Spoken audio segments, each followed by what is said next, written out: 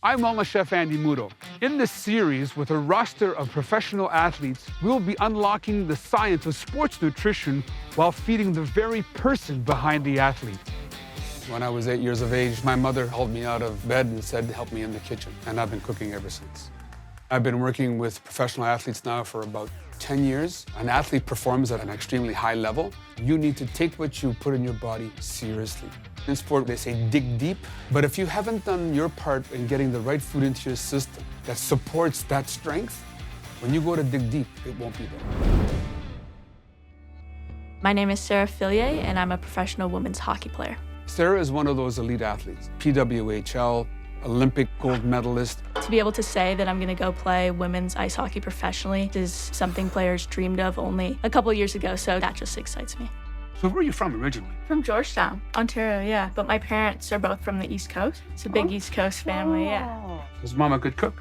She was the best cook, yeah. I loved fruit and vegetables growing up. Like, what was available in our house was always pretty good stuff. What about your pregame meal? What does that look like for you? I've been playing hockey for 20 years now, and I think for the past 10, I've eaten pasta and chicken. In sport, there is food for performance, and then there's a culture of the sport. Basketball, it's the peanut butter and jelly sandwiches. In football, it's the pickle juice. Her parents brought her up on vegetables. She loves vegetables and fruits and fish. The moment she got into hockey culture, it became pasta, and she didn't even know why. It just happens when you get into hockey. And how do you feel by the end of the first period?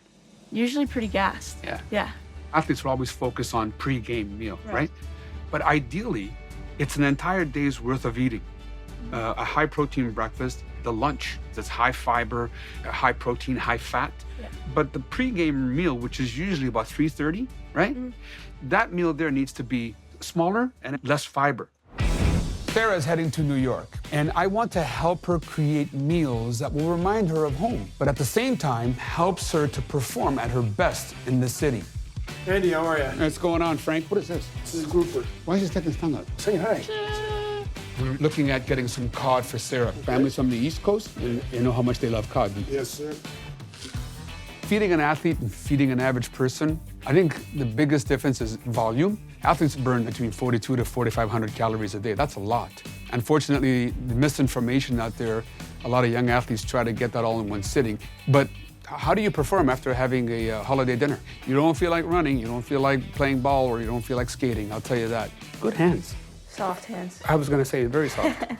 Pretty simple, Yeah. What do you think? Super easy. Probably make it for my first home game this year.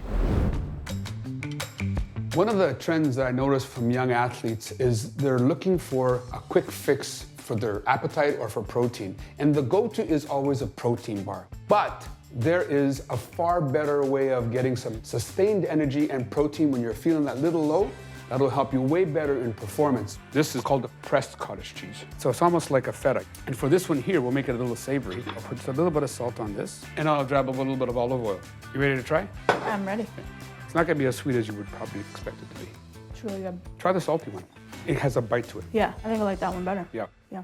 Whenever I work with professional athletes, I always like to confer with our naturopath, Dr. Val. She works with the endocrine systems. She's studied in China, and she knows the body, how it functions, all the systems incredibly. Sarah, I did mention she wanted to get more protein in her breakfast. Yeah. And I asked her, what does she have for breakfast? And she said she had fruit and cottage cheese. Zero fat, of course. Oh. So when you have something that has no fat, that used to have fat in it, like a cottage cheese, they've taken out the fat, but they've concentrated what's left, which is the sugar. Right. Well, sugar's going to suppress her immune system. It's going to slow down her performance. Yeah.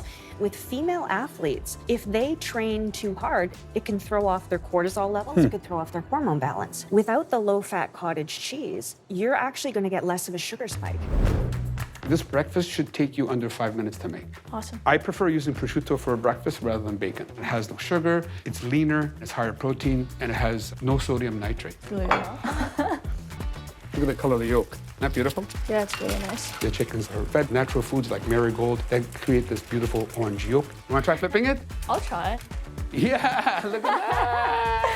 That's awesome. See how easy that is? This is a high protein, high fat, good quality breakfast. Everything you need to get you started.